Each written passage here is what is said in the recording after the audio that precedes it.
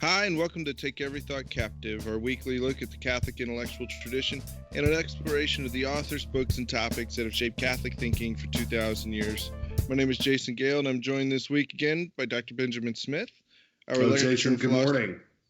How are you doing? Ben. All right, Ben's had his coffee. He is ready to go. That's right. I'm ready to go.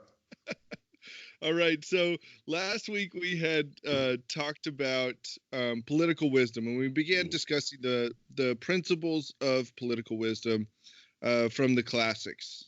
With all the political crisis and confusion today surrounding.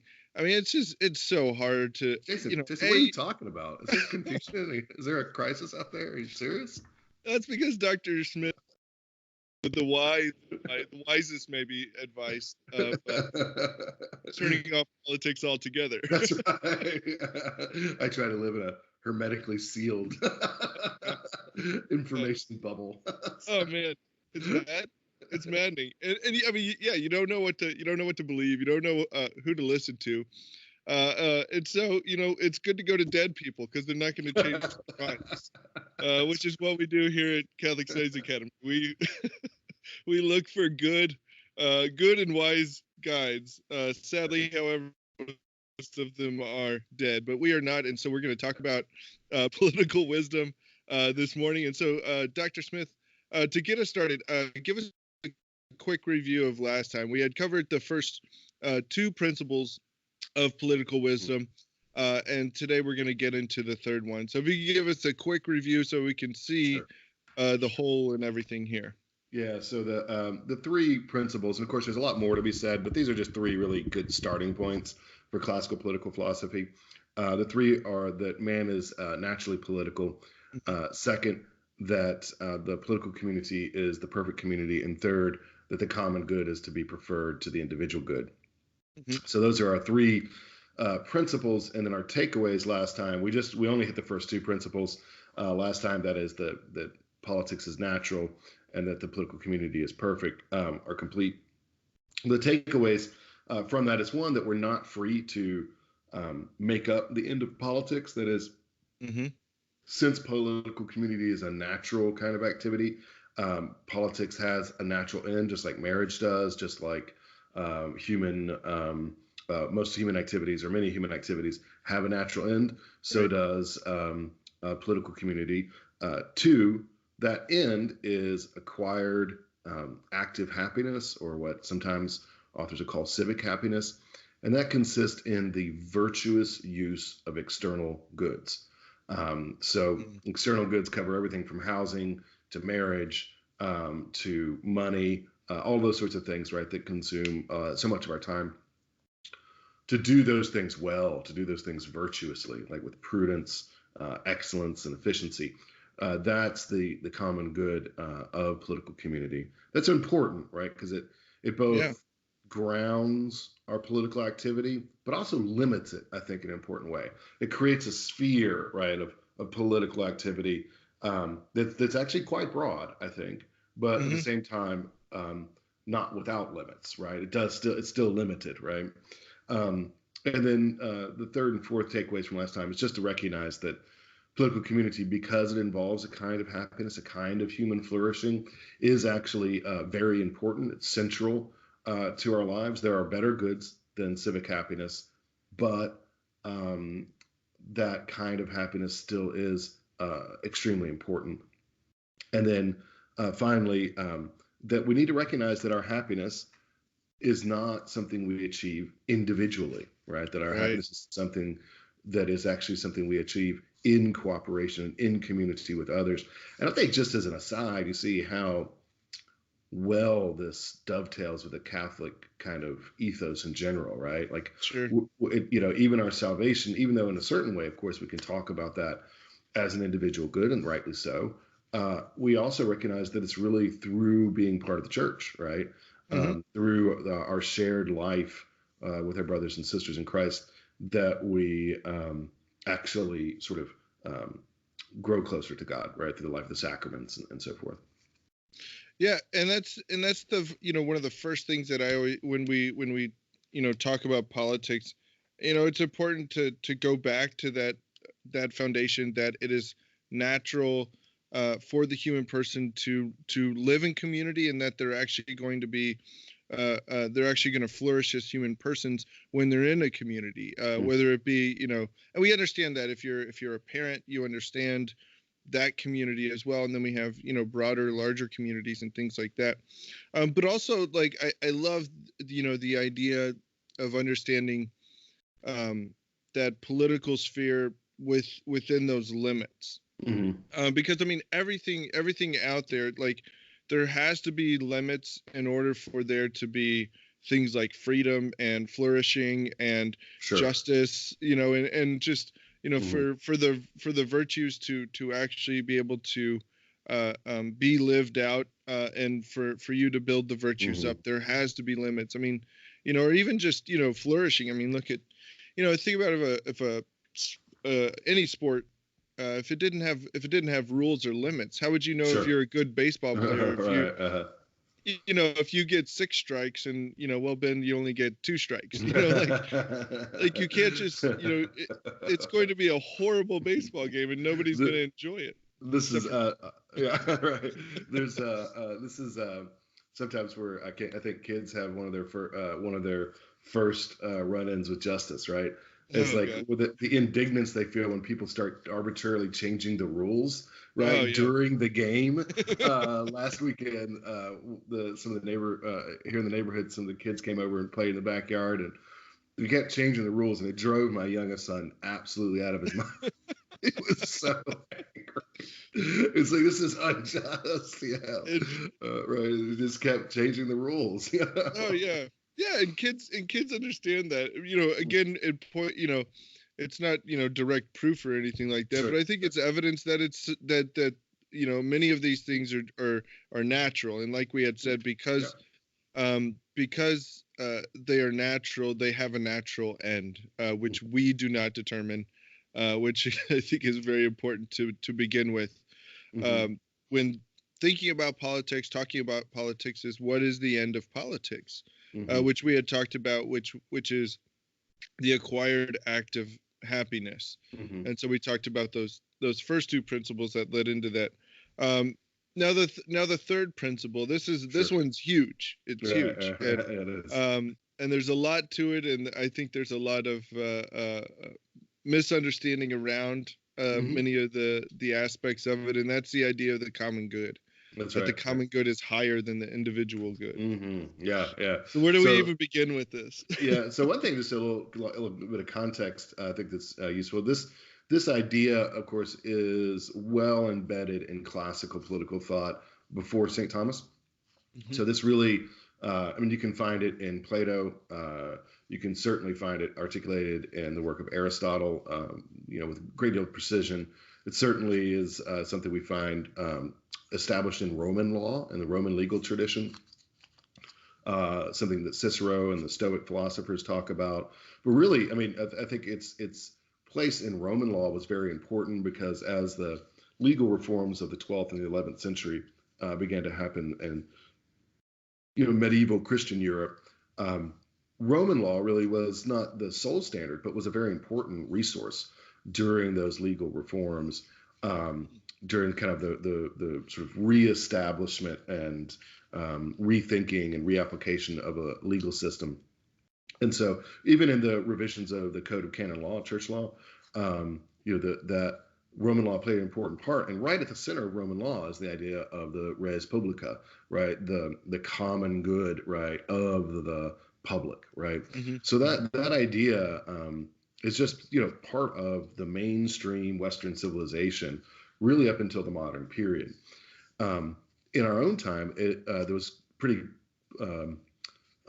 active debate, I would say, in the middle of the 20th century between some pretty heavy hitters in the Thomist tradition. Jacques Maritain and Charles de Connick were involved in, and also Father Eschmann were involved in a debate about the primacy of the common good. Now, for my own part, I think that Charles de Connick, won that debate just walking away. Kind of like when a boxer knocks out his opponent in the 3rd round, kind of thing. Yeah. But I think it wasn't even close. But anyways, so what do we mean when we talk about the primacy of the common good? Okay. Yeah. Uh, the primacy of the common good. So the common good is greater than the individual good. Um, that has to do with the idea that the common good is a shared good, right? So there are Hmm. different kinds of goods that are objectives that are desirable and actualizing for one, right? That would be an example of the individual good. So my Right. health, right, is an individual good.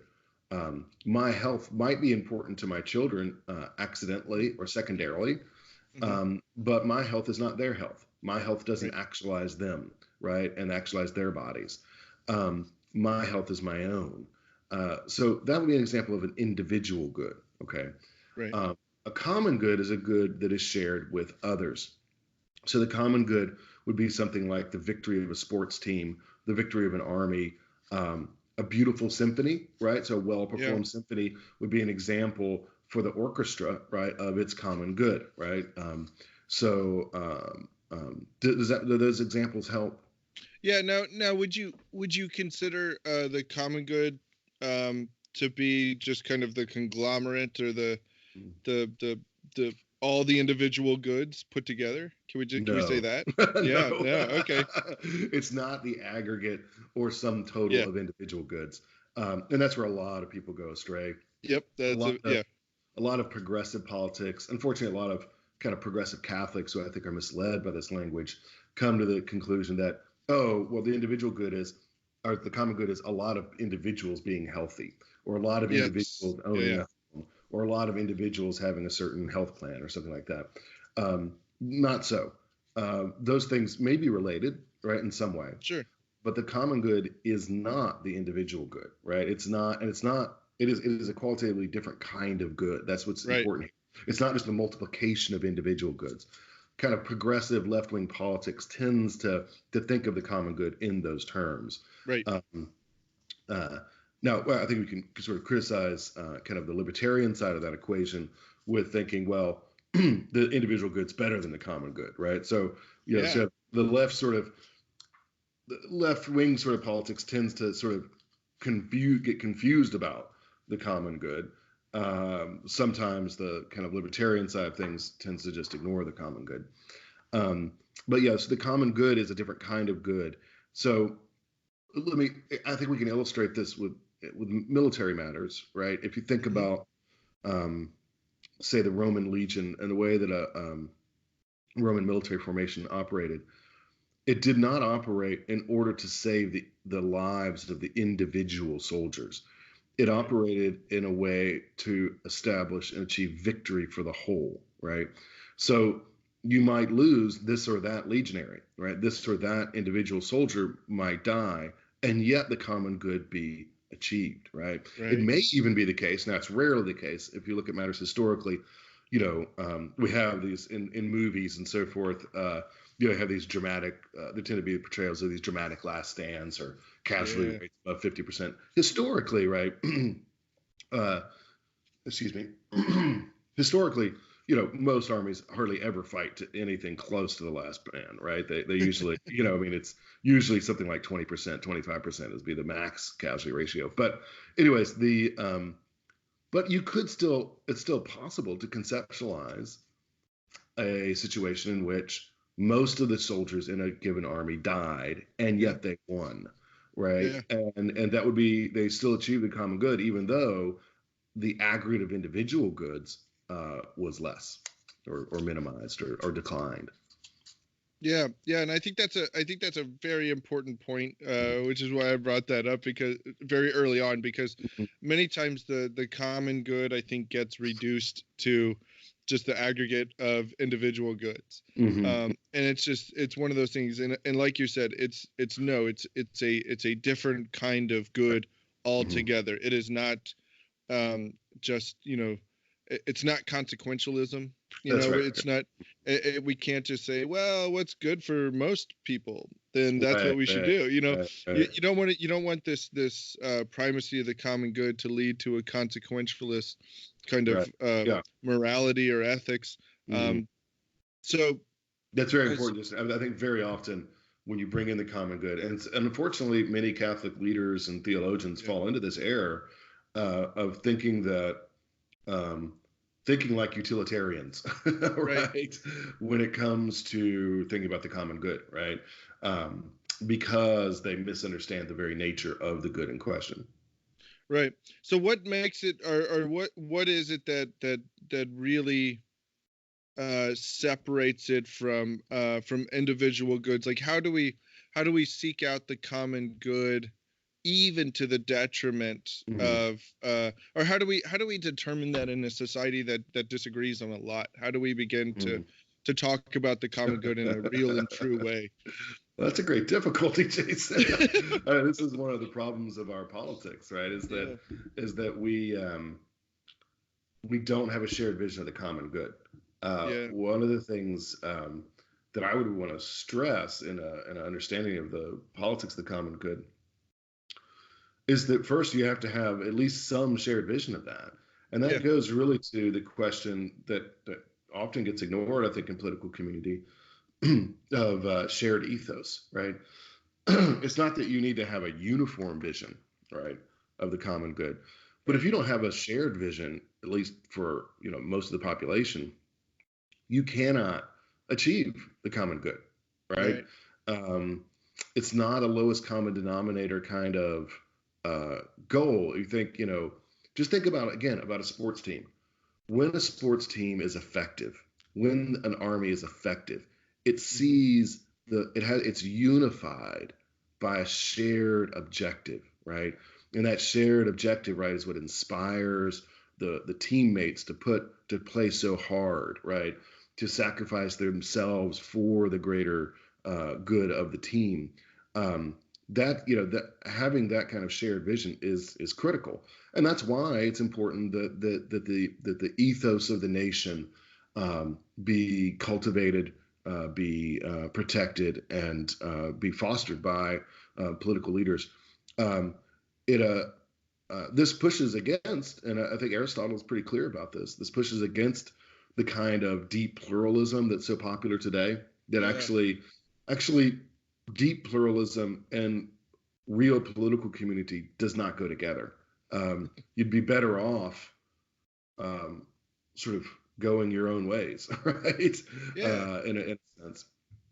Yeah, no, I completely agree with that. I mean, like, diversity for the sake of diversity is not, it's not a virtuous thing. If Sure. one of them is really erroneous, like, That's right. no, Yeah, it's yeah, right, right, it's better that, something right. like that should I mean, leave.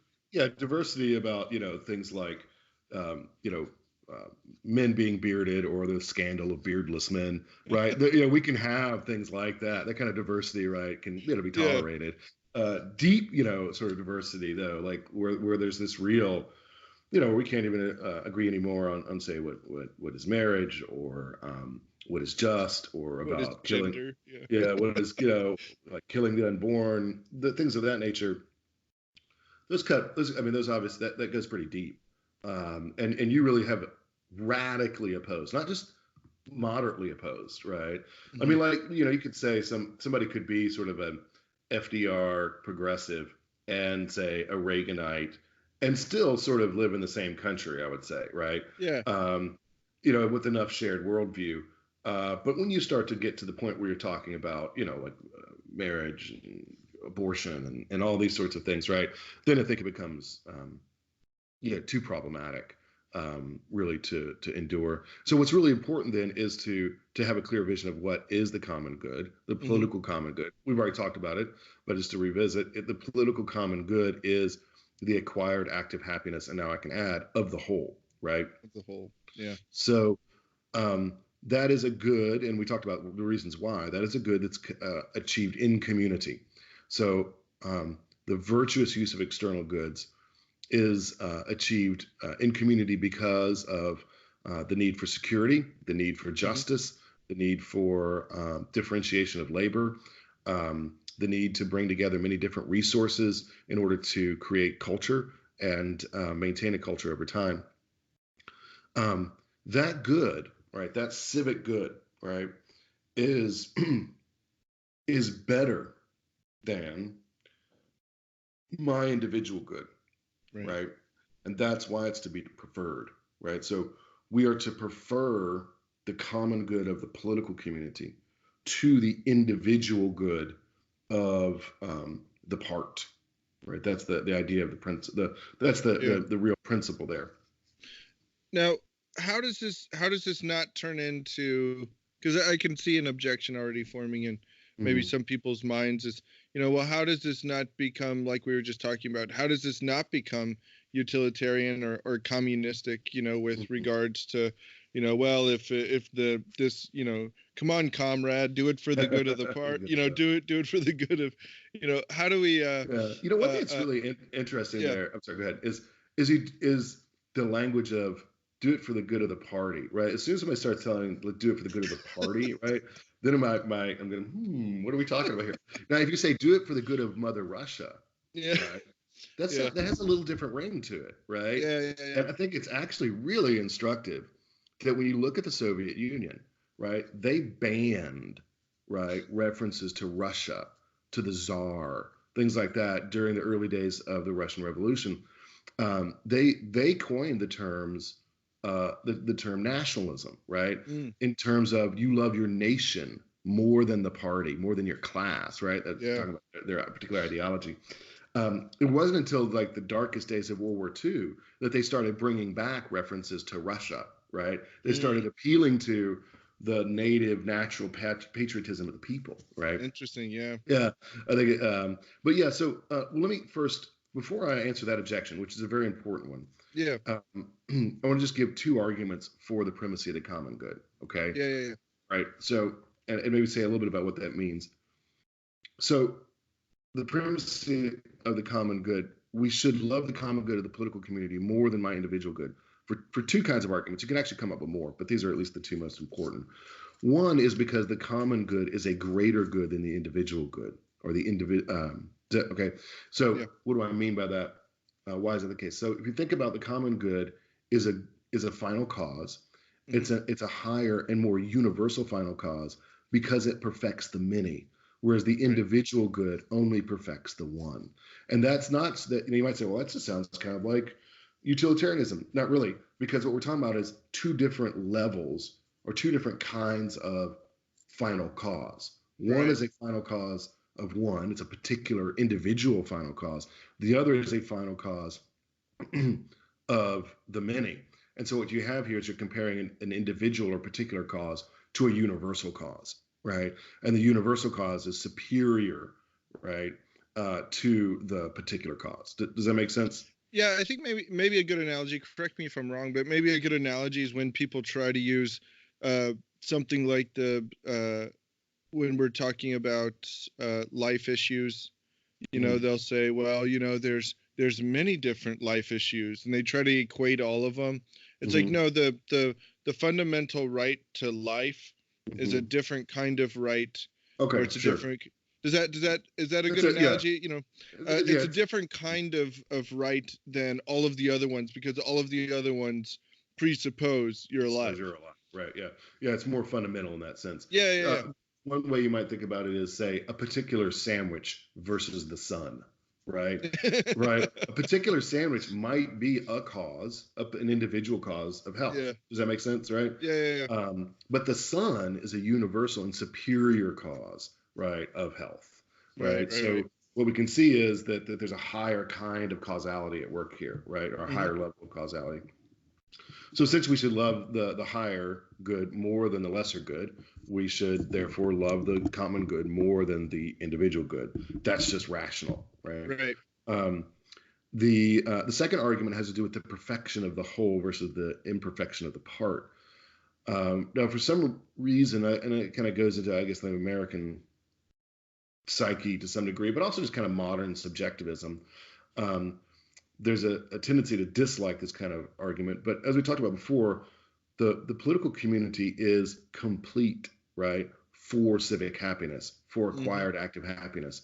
As such, we can say that it is perfect in that sense, right, as complete for that goal. The individual is not, right? Right. The individual is a part in the sense that that the individual can come or go, right, um, without the whole losing its perfection. Also, the individual is a part in the sense that the individual depends upon the whole, right, Hmm. in order to have access to that common good, right? Yeah. So um, I was born into the United States of America. Um, it existed before I lived, and God willing, it'll exist after I die. Um, and my ability to have access to acquired active happiness Hmm. depends upon the functioning of the United States of America. So, in that sense, I'm imperfect compared to the perfect whole. I am a dependent in that sense. Now, again, we dislike that language. Okay, we rebel against it. But just think, even if you're an entrepreneur, right? The truth is, you depend upon, even if you're a private business owner, you depend upon the environment created by, right, your country in order to operate effectively, right? Yeah. So in that sense, again, because the political community is a perfect whole compared to the individual as an imperfect part, and we should love the perfect more than the imperfect. We should love the common good of the whole more than the individual good of the part.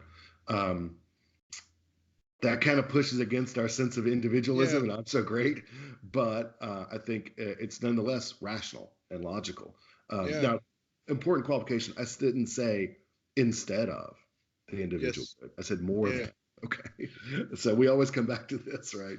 There's a hierarchy here. Okay, a hierarchy allows for you to love one thing, for one thing to be higher than another, without completely negating, right, the inferior.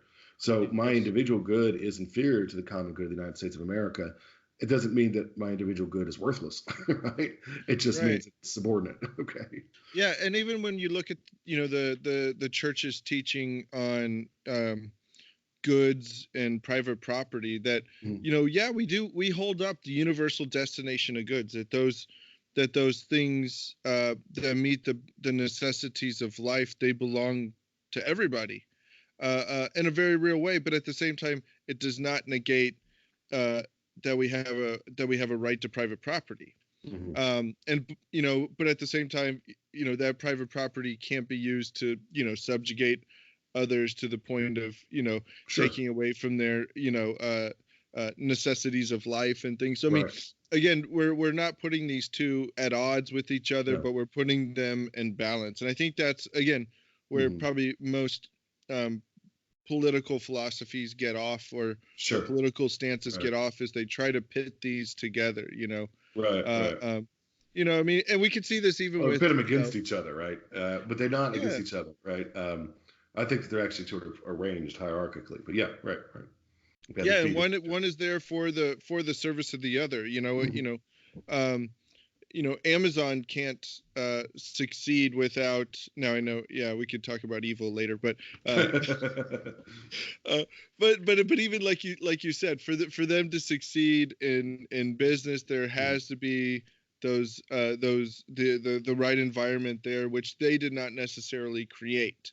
Sure, sure. Now, do they? Yeah, and so so those things have to be held in balance, and not, even, I was thinking of, there's a quote that often gets misused by Saint Gregory the Great. Talking about, for when we give somebody the necessities of life, we are paying a debt of justice rather than accomplishing a work of mercy. Hmm. When we're which I mean, as a good American, I mean, sometimes, you're like, oh, I don't know about that. Hmm. That's pretty intense. Hmm. But it is this balance of, private property, of but also the universal destination of goods, which helps build up the common Hmm. good uh, Yeah, um, in I that think way. I think that the thinking about the common good gives us a framework for thinking about those issues, right? So if we understand the common good, Right. right, we can start to kind of fill that picture out. Let me use an example here that's I think very important, and then maybe we can talk a little bit about how you achieve the common good. Yeah. Um, the the soldier, right, is the classical question here. So your individual, in a lot of ways, right, we would say under normal circumstances, you have, as a good, it's desirable for you to preserve your life and Yeah. for you to do things that promote your life, right? Hmm.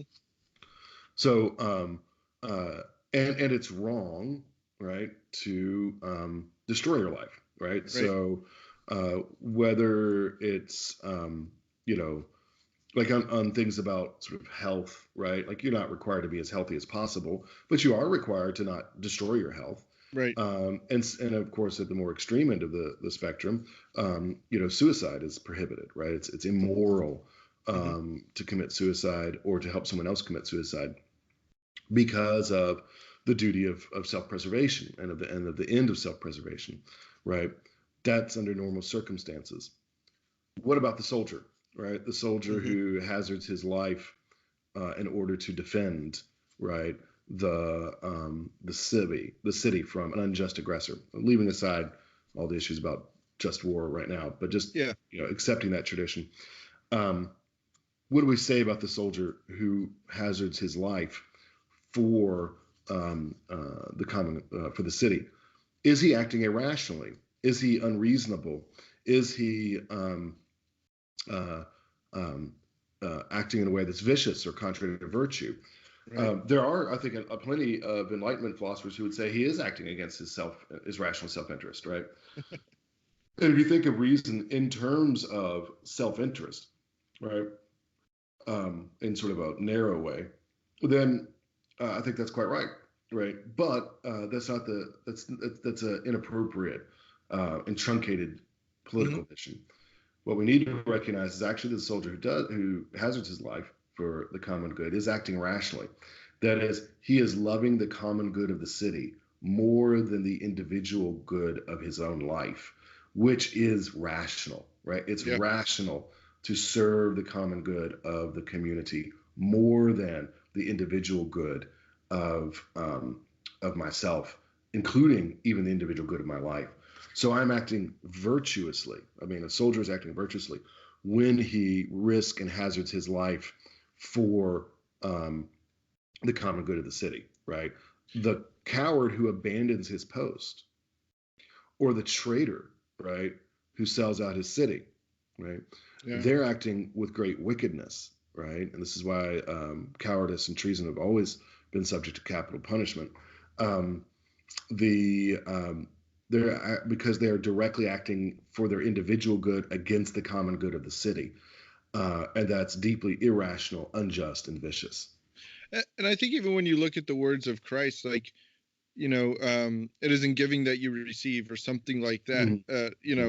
Many of those statements that appear throughout sacred scripture, the question has to be, well, you're not giving yourself, like, Mm-hmm. to yourself. Sure. You're giving yourself to, I to don't know, others, man. which, I mean, Man, a lot of modern life kind of seems like that. But I know what you mean. Right? Yeah, yeah. oh yeah, yeah. Or what is there was just a thing about somebody defining the single life as the I am the, oh gosh, what was it? It was like the self partnered life. That's how Oh, they that's how they define the single life, the self partnered life. That's ridiculous. That's ridiculous. So I mean, this idea, yeah, it's just it's ridiculous. It's tragic. it's trash. Oh It's man, what it is. meteor of death. I mean, it's Yeah, just, right, it's mod. you know, Bringing up. but I mean, like, even in the words of our Lord, in the words of sacred scripture, Uh, it points to that natural end, that we are made for others, and that, um, the the weird thing, and I say this in a, just tongue in cheek kind of a way, but the weird thing is that because we are made this way, that when we do give for the common good, we also find fulfillment, Absolutely. in that we begin to flourish. Even if you live in a culture where it seems to go against everything that you believe, to act for the common good. When we actually do act for the common good, Sure. we find fulfillment, in that. Absolutely. I think the we recognize, like we talked about last time, nature is strong. So even if our culture or the ideology of our culture pushes against this, societies do recognize, right, Yeah. the primacy of the common good in various ways, especially in military matters, especially when honoring the dead or soldiers who have fallen in battle. we memorialize them, right? In the United States here, Memorial Day is not a general celebration of the military day. It is not it's not Veterans Day. Memorial Day is a day in which we recognize those who have died, right, in the service of the country, especially those who have died in battle, not only, but especially. So we memorialize them, right? There's a recognition. It's interesting. Many Catholic theologians in the early 20th century talked about dying for your country in battle as being close to a kind of natural martyrdom, because of the great dignity of the civic community, it is, and of the political common good. It's a high degree, right, of virtue that's deeply praiseworthy when someone hazards their life for that. Let me just also say that this is what justifies the king, right, or the leader of the country, knowing that many individual soldiers will die, right. It is, and when he's making these commands, this is a heavy burden. It's a heavy burden, right, for political leaders, for military leaders to bear. It's something to always keep in mind, that when they order, their army into battle, into war, there's going to be losses, right? And it, right? Yeah. You may even, part of your battle plan might even be in a given situation to allow a certain part of your military formation to undergo heavy duress at the least, or to highly risk them, right? I think about the Spartans at Thermopylae as an example. And yet that can be, notice I say can be, it's not always, but it can be just and rational under the right circumstances. Of course, most of us, Jason, aren't going to be called to that kind of service to the political common good. But that's just sort of puts it at the extreme, like a clear example at the extreme. Right. In our daily lives, how do we serve the political common good? I think there's two kind of avenues, right, we could think about here. First is, and most clearly, is obedience to the law. Mm-hmm. Obedience is a virtue. Yeah. Sorry, folks, it is. Yeah. Obedience is a part of virtue. And then second is actually in our daily lives, right? The ordinary task of our daily lives contribute to the building up of the common good in our society. And that actually helps to kind of maybe balance the picture a little bit, in case you're worried. But just let's talk about obedience just here for a minute, and then maybe we can bring in some objections. Obedience, right here. Who has the person who has the primary charge for the political common good, right? Actively is the king, right, or whatever leader or set of leaders, political leaders you have. I'm just going to say the king because it's easier. So the king, right, has charge of the political common good. He has charge of it not for himself, not for his individual good, right? Similar to the father and the family, right? It's not for his own sake, right, or for his individual good or his own aggrandizement that he has that authority. He has that authority for the common good of the polis, right? The common good of the kingdom, I should say, if we're going to talk about kings. But anyways, and so he can enact laws in order to foster the virtuous use of external goods. This could have a wide variety of laws, right? Depending on the circumstances, could be appropriate. Some you would expect to see there for sure, right? Like some of the basic precepts of the natural law, right? Obviously, like prohibiting murder, prohibiting adultery, those sorts of things would be serious matters that pertain to law. Of course, also prohibiting fraud, establishing weights and measures, things of that nature, right? That all contribute to the common good. Those are things you would expect. Again, there might be other other measures depending on the circumstances and the people and the customs. But he has the right, and not just the right, the duty to frame laws, to promulgate laws, and enforce laws that foster the political common good. How do we deal with that is we obey those laws. Now,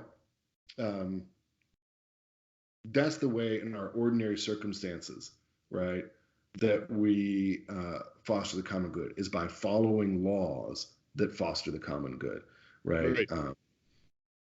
So when I talk, like, when I'm thinking about my family and my kids, right? This is an analogy. You know, sometimes when they don't follow the rules, right? Hmm. On a serious side, I'll sit down and say, like the rule isn't arbitrary. Like I didn't just make up this rule, To control you. Yeah. right? Yeah, just for the sake of having a rule. I made up this rule about not running in the house because when people run in houses, they run into walls often, right? They cause chaos, they break things. You follow me, right? Like that pertains to the common good of the household. Yeah. It's not an arbitrary kind of thing, right? Um, yeah. So, what do you think about that, Yeah. Jason? Yeah, and it goes to kind of the idea though that that the laws that are in place are there justly and kind of without corruption of motive or something like Mm-hmm. that.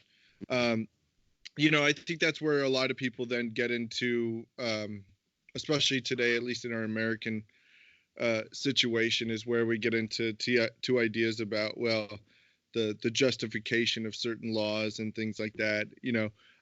But also, I mean, like it does it, I mean, again, it just makes sense on a natural level because it is a very natural thing, Mm-hmm. uh, that the obedience of law creates, you know, again, with the premise being that these laws were created justly and all of that, that it does create kind of a harmonious society. I mean, it Right. creates a pleasant household, on a Sure. familial level. If you have these laws established and everybody follows them, it creates harmony. It creates, Mm-hmm. but it also creates the opportunity for real exercises of freedom, Sure. which leads to flourishment and the building up of culture, the building up of Mm-hmm.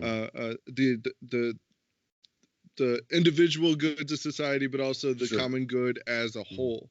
Right. Uh, Right. you know, it's just, I mean, and I think um, it's impossible to build up the common good without With that law. without the Right. Right. obedience Right. without the Right. obedience of law. Right. And it also points to patriotism as well. Sure. To respect the nation, or and to have pride in the land that you were born. Sure. Yeah. That's Which important. Saint which Saint Thomas, I know, calls a virtue. Sure. Um, Piety. and yeah, piety. And it can't take, forms of patriotism can turn into um, vices, or can Mm-hmm. leave the virtuous realm when it starts to Sure. justify things like, we're patriots to the point of, we're going to do evil things to bring about the greater good or the common good. Sure. Of our That's where, country. Yeah. yeah, you get That into goes too far. issues and things like that. But Yeah. sorry, So I don't want to get too far off topic, no, but no, no. It's good. Patriotism is an important part of it. And can be a good motive for obeying the laws, right? We tend to not think too often, I think, of obeying the law as a matter of morality, yeah, but it is, right? Disobeying the law is evil. It's a vice, it's sin. Now you might say, well, wait a second. Like, what if the king orders something bad, right? yeah, yeah, Am I bound to obey that? And what St. Thomas would say, well, it kind of depends. Depends on how bad, right? Uh, if you're talking about some minor injustice, some minor problem, then you might carry through with the law, or at least not. You might sort of passively resist or ignore the law, but you're not going to sort of publicly break it because of the overall goodness of the law in general, right? right. And for the sake of the common good, right? So let's say something like I'll kind of a sensitive issue, but so if you take the example, a sensitive example would say something like excessive taxation. I think Mhm. that kind of helps us understand it a little bit. So excessive taxation is a reality. It's a sin. It's wrong, right? Does the king have the power to levy a tax? Absolutely. We may not like it, but it's true. Okay. Yeah. He has the right to levy a tax for the sake of the common good. So maybe he needs to acquire resources for raising the army, for paying judges, for keeping prisons running, those sorts of things, right? Hmm. After all, uh, the hangman has to get paid, right? So the he might have kids too. The taxation is legitimate, right? Right. Taxation for imprudent or stupid reasons is not. Taxation Yep. beyond what's required for the political common good is not. Taxation for personal aggrandizement or pet projects is not, right? Those will all be examples of unjust, excessive taxation. Now, let's say that you're being taxed at a rate, though, that's just a little above what's required, right? Hmm. Let's say you have a country that's a little wasteful, right? Do you follow me? Are you Yeah. are you entitled to disobey the law because it's a little excessive? No, No. right? Right. Because the political common good is of such a great magnitude, disobedience to the law is so wretched, right, and causes so many problems that you wouldn't be entitled to disobey the law, even if the tax in the question is a little excessive. Now, let's Yeah. say that the taxation is significantly right unjust, deeply excessive, pervasive, right, Hmm. and really funds only vice or something of that nature, right? Well, you might be, you have to be prudent about it, but you might be entitled to disobey the law there. So I think that's a good way of illustrating that the law is for the common good. Hmm. Obedience to the law is virtuous. There are, of course, some exceptions where disobedience is permissible, Right. um, but those are the exception, I think, to the rule. Um, Now, you might say, well, wait a second. If the common good is so important, how could you ever be justified, right, in Hmm. disobedience? And I think Yeah. what you could say is, well, and this is what St. Thomas says about it, is that when the king enacts, brings about pervasive and significant injustice over time, right? Hmm. Hmm. Notice my qualifications. Over time. Yeah. Over time, and it's pervasive and it's significant, right? So it's not just minor injustices. It's not just an injustice in this area, right? But Yeah. Yeah. Yeah. pervasive, significant, and over time. Then that authority loses his authority. He Right. loses his right to command, right? Which is the Right. authority. So you have authority, legitimate authority has a right to issue commands, right? Um, and the king possesses that insofar as he's serving the common good. Hmm. If he falls into pervasive, significant injustice over time, he ceases to be a true king, and Right. rather Right. he Right. becomes a tyrant. And his edicts become not laws, but usurpations, tyrannous actions that may be resisted, even in the most extreme cases, by force of arms. Mm. So Wow. I think it's interesting. The again that's when there's no other possible remedy, all those sorts of things, right? Right. Well, I Um, think that's a important point you put there. Uh, no other possible remedy. mhm. That there has to that it is one of those things where there has to be you have to seek solutions outside of uh, disobedience and Normal legal arms. remedies, yeah, right, yeah, right, Taking yeah. up arms. No, again, that's at the extreme end, but Yeah. it is a reality sometimes, right? Um, Yeah. so um, the common good justifies law. The common good motivates and requires the practice of obedience on the part of subjects or citizens. Hmm. Um, so that's one side of it. That requirement for obedience is not limitless, though, as I've Yeah. tried to illustrate. The other way, and I know we're going long on time, so I'll just try to be brief here.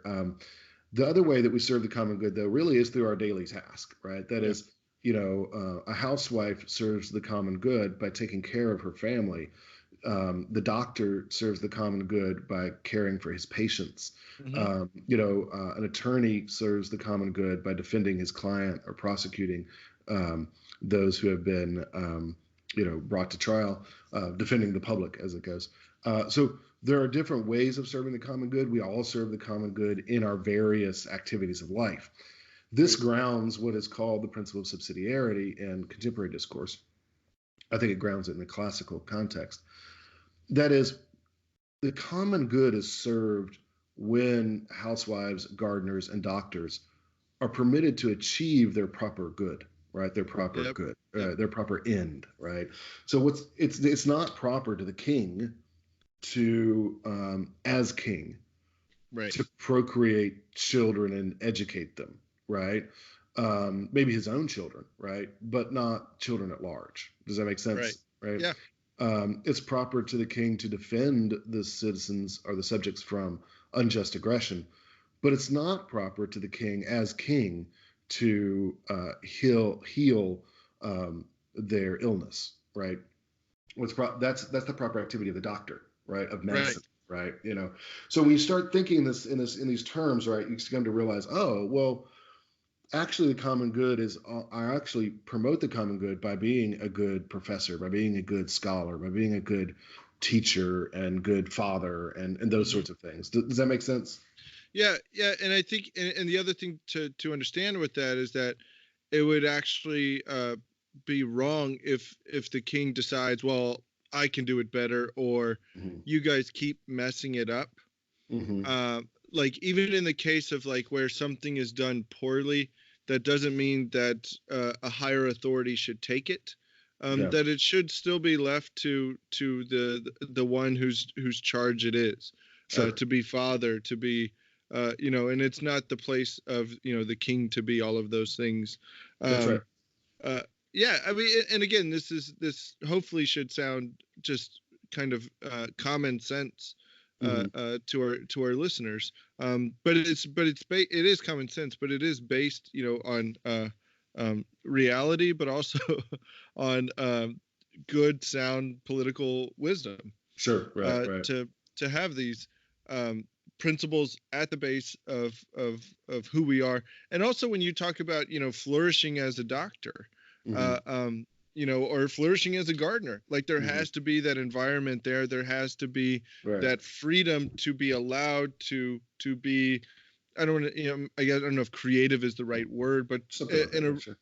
in a maybe even in a theological term, to participate in God's creation, in that particular way Mm-hmm. for whatever it is that you're tasked to do. Mm-hmm. Mm-hmm. All right, so we have these two paths. So the obedience, um, obedience to the law, and then the second path that we're talking about here is how did you say it? How do you word it?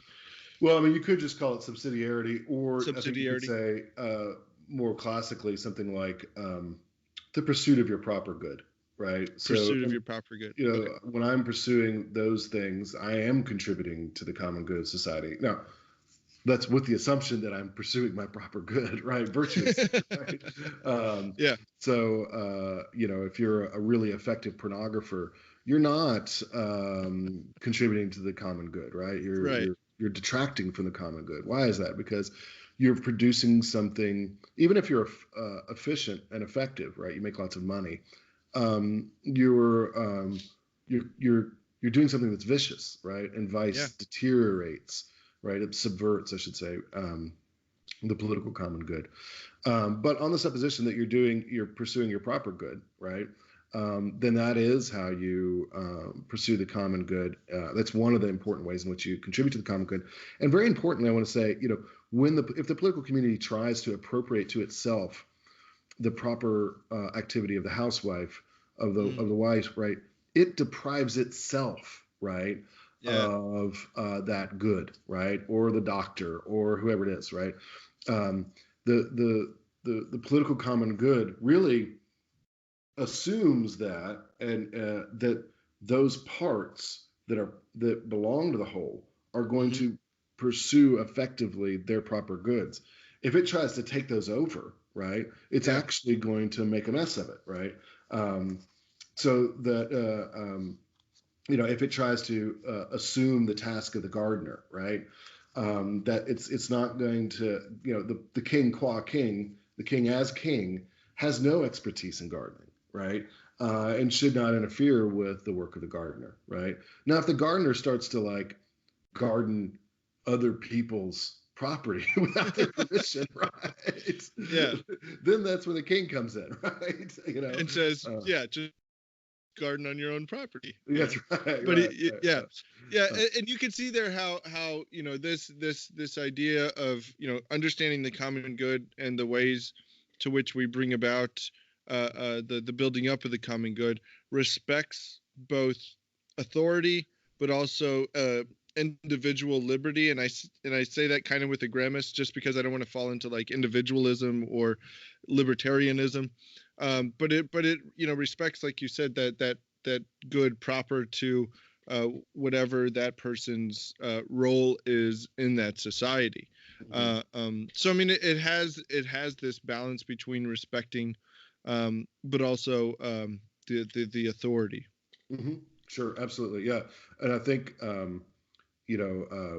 that's an important element when we think about liberty here, and maybe this will anticipate a certain objection. Mhm. Liberty, rightly construed, and we've talked about freedom before, and I think it's Yeah. important to go back and look at that. If you want to go back and look at prior podcasts where we've talked about freedom, but freedom is about choosing the good. Right. You're not free to choose evil. Right. There are lots of goods you can choose, right? You need not choose all of them. You can't, in fact, choose all of them, right? But you're only free to choose among goods. Genuine, authentic freedom within, I would say, the political realm involves a certain amount of self-governance over your proper goods, right? Mm-hmm. So over that good that is proper to you, you should be able to govern yourself in its pursuit. Right. So notice there's limits here. It's about government, right? That is you exercising authority in your life, you exercising prudence in your life, right? You exercising choices in your life and deliberation to pursue that proper end, right? That proper good to your particular function in society. So as a father, right, Jason, right, it's you're at liberty, right, to govern and direct your family for its proper end, right? For what's proper to you as a father. That doesn't mean you can do anything, right? And obviously in serious matters, right, the state might have to intervene, right, into even the family, right? Yep. Where there's extreme abuse and things of that nature. So there's a sense of freedom, but it's freedom for something, right? It's freedom for a good. It's ordered to something, right? And that is completely consistent with the common good, right? Yes. Being a good business owner, right? Pursuing the proper good, the good that's proper to your business. Say that you run a landscaping company, right? That pursuing that virtuously, prudently, justly, right? Those are things that you are at liberty to do, and the government shouldn't interfere with that. The king shouldn't interfere with that. In fact, he should protect that activity. And respect it because it contributes to the common good. Right. Awesome. Well, Dr. Smith, I think you've given us a lot to think about, and it is something where I think it's important for, especially in the American landscape, political landscape here, to do the mental gymnastics to go through this kind of thinking of what is the common good? What is the role of the state? What is my role in building up the common good? Where do I need to sacrifice some individual goods for the common good? And it's important, I think, for us to work our way through this, to try to think deeply about these issues, because they are so important, and also because to understand also that as much as sometimes we just want to get away from it all and escape it, it's naturally built into us. It's something we can't escape, but it's also someplace where, if lived correctly, we can find real fulfillment and flourishing. And so I want to invite all of our listeners to go to our website, CatholicStudiesAcademy.com. Share our content. Dr. Smith has a whole lot of articles and blogs on there about political philosophy. If you feel so inclined, we would always love a donation to help us keep this work going. And so in the meantime, we'll see y'all guys next time. God bless.